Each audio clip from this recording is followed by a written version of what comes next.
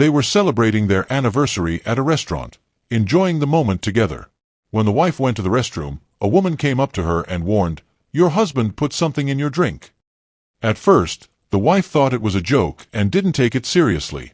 But to be careful, she quietly switched her glass with another one. About 10 minutes later, the truth began to reveal itself, changing everything in an unexpected way. My name is Melline Harper, and for the longest time, I believed that a decade of marriage meant stability, safety, trust, the comfort of shared years.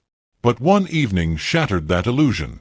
It was our 10th anniversary, exactly 10 years since Ethan and I stood beneath a canopy of twinkling garden lights and vowed forever. To celebrate, he took me to the Crescent, an elite restaurant perched above the city, the kind of place where dining is a performance and appearances are everything. The chandeliers glimmered like stars, and the skyline stretched behind us like a painted stage. I wore a navy silk dress, simple, graceful, fitted just enough to say I still cared. Ethan looked impeccable as always, tailored black suit, dark tie, and that faint trace of cedarwood cologne that once felt like home. He smiled when I sat down, but it didn't reach his eyes. "Happy anniversary, Mads," he said, raising his glass of Cabernet. "To us," I replied, tapping my glass against his. But something felt off. Subtle. A quiet tension beneath the surface. His voice sounded polished, practiced, like a violin string tuned too tightly. He kept glancing at his phone, his fingers tapping impatiently on the table. I tried to make conversation, asked about his day. He answered, but his attention was elsewhere. Maybe he was just exhausted. Maybe I was imagining it. But deep down, I already knew. The signs had been there for months. Late-night calls he brushed off as work, weekend meetings that came out of nowhere, the way his touch had grown colder. The man who once stayed up all night helping me design my first pitch deck now felt like a ghost wearing his face. That night, beneath the soft glow of the city lights, I felt more alone than I ever had in our entire marriage. I didn't know yet how the night would unfold. That it would end in a hospital. That a single glass of wine would become a turning point. But I felt it. The wrongness. And I wasn't wrong. Looking back, the signs weren't dramatic. They were quiet, creeping things. Easy to overlook, even easier to rationalize. But they were there. To everyone else, Ethan and I were a power couple. He ran a prestigious investment firm, all glass walls and designer suits. I built my own consulting agency from nothing. People looked up to us, thought we had it all. And for a time, maybe we did. But over the past year, Ethan had begun to change. He was more distant, distracted. It started small, missed calls, vague excuses. I told myself he was just stressed. I understood that world. But it didn't explain the disconnect. He barely touched his food at dinner, endlessly scrolling through his phone like it held a secret he couldn't share. His replies were clipped, guarded. "Same old," he'd say with a shrug.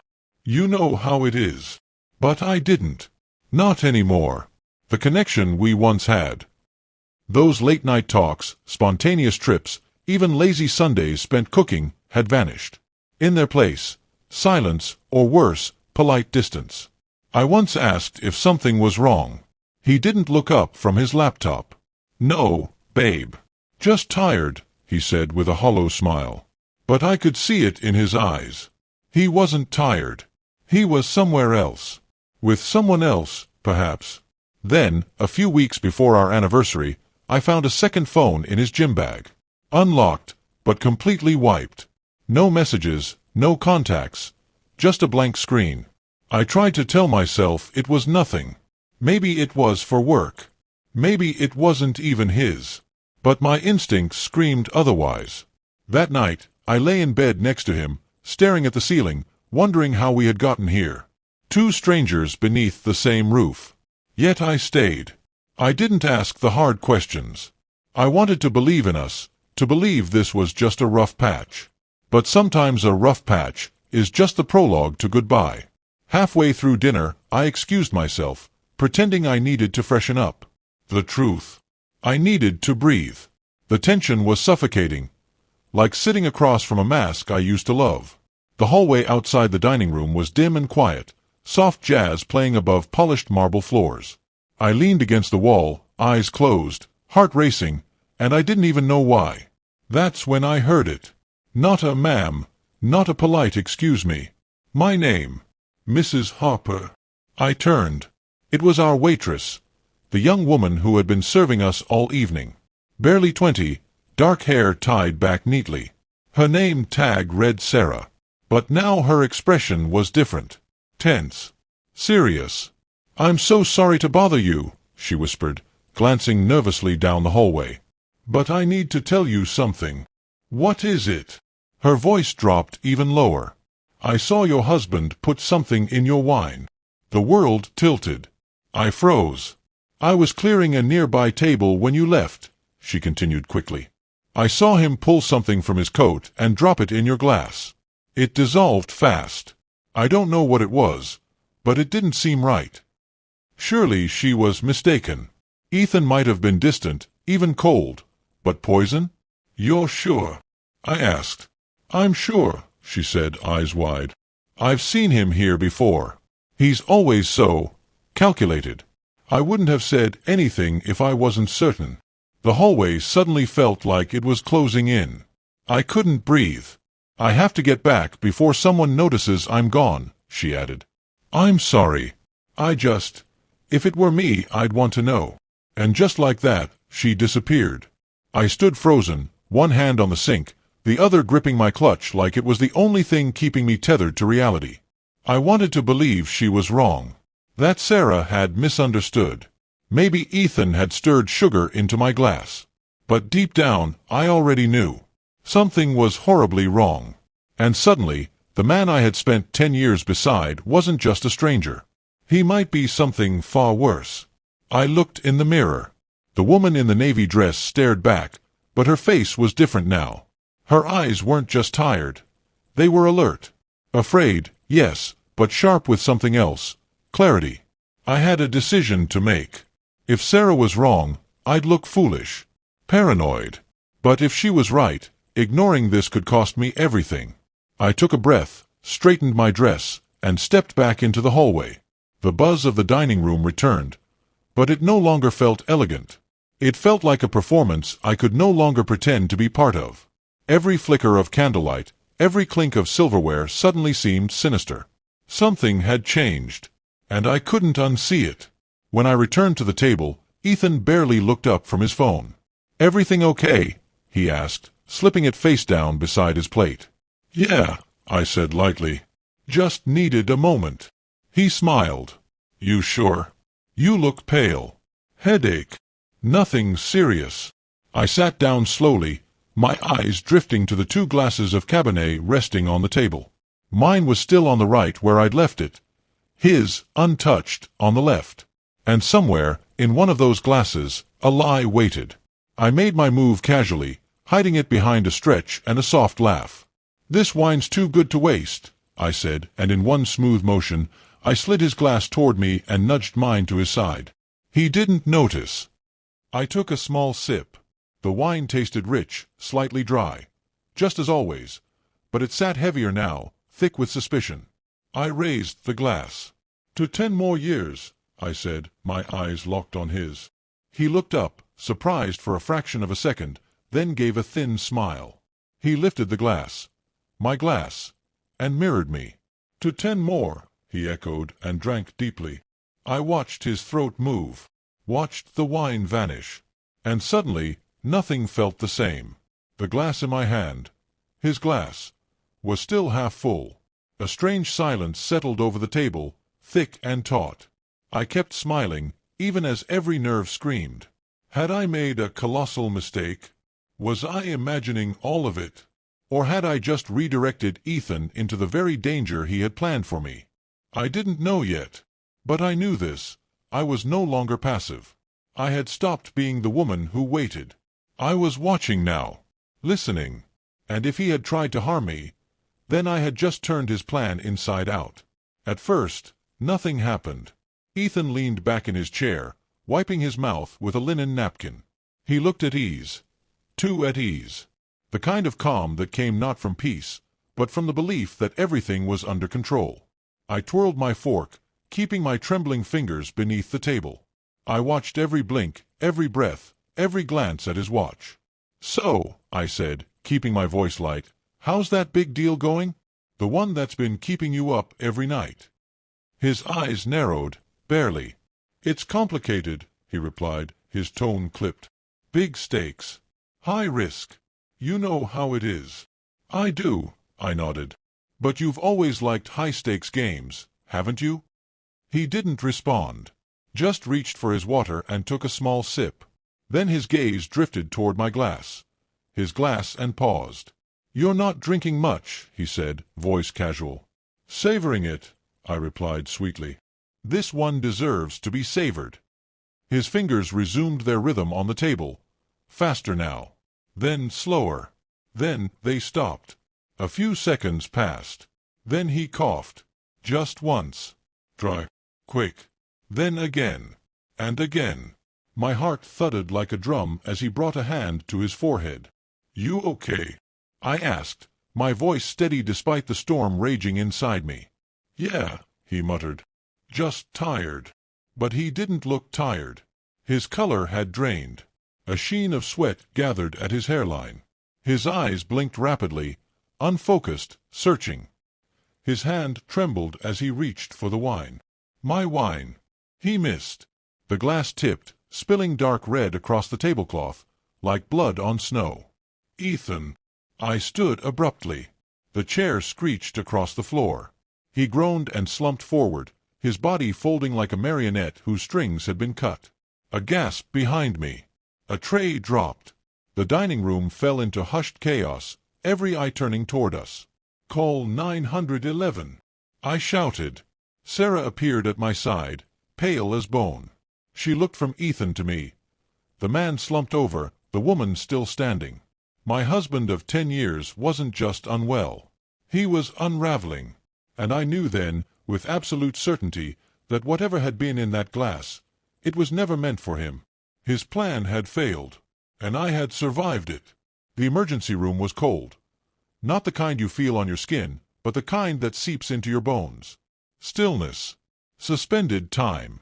I sat in a hard plastic chair, my navy silk dress wrinkled and stained with wine. The same wine that almost ended my life. Around me, the fluorescent lights buzzed. A vending machine hummed. A news anchor murmured something from a mounted television no one was watching. I hadn't called anyone. Who would I call? My parents were retired in Florida. My coworkers believed I had a dream marriage. How could I explain that my husband might have just tried to poison me? My hands were clenched in my lap, trembling. I kept replaying it. The way Ethan looked at the wine, the moment his body began to collapse. The way I stood there, watching. A door opened. A woman in a white coat stepped into the room, scanning faces. "Mrs. Harper." I stood, my knees nearly giving way. "I'm Dr. Patel," she said, leading me to a quieter corner of the room. "Your husband is stable. He's under sedation." My breath hitched. He ingested a high dose of diazepam. Not the kind you find over the counter. This was highly concentrated. Possibly lethal if untreated. I swallowed hard. "I think it was meant for me," I said quietly. Her brows lifted, but she said nothing. A waitress warned me. She saw him put something in my drink. So I switched the glasses. Dr. Patel nodded, her voice even. "That would explain it. The dosage in his system was dangerously high. He's lucky you acted when you did." I looked away. My throat tightened. I didn't even know for sure. I didn't want to believe it. She pressed the clipboard to her chest. "We'll need to bring in the police. This isn't just a medical issue anymore. It's a legal one. You did the right thing." The right thing. Was that really what I did?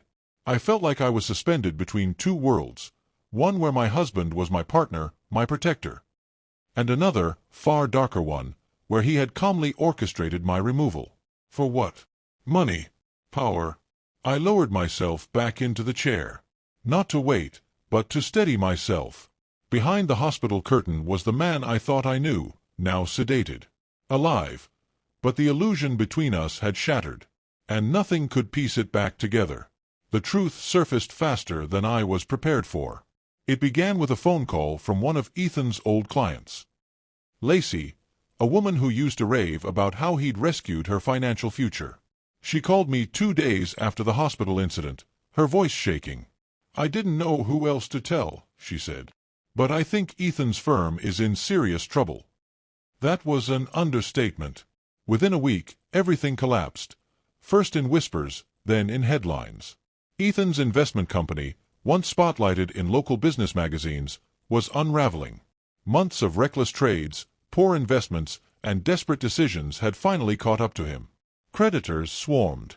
Lawsuits were already in the works. I discovered files he'd hidden in a plastic bin in our home office.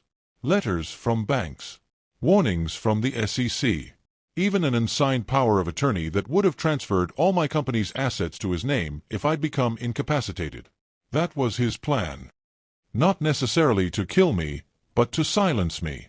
To erase me just enough so he could step in, take control, and claim everything under the guise of being my loving husband. What broke me wasn't the betrayal. It was how quietly and patiently he prepared it.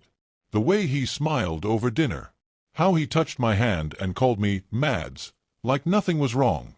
He was drowning, and he was willing to pull me under just to stay afloat. But I didn't drown. I didn't drink the wine. And now, the man who once promised me forever was facing charges instead of pouring champagne. All because I listened to a whisper and trusted my instincts over a familiar smile.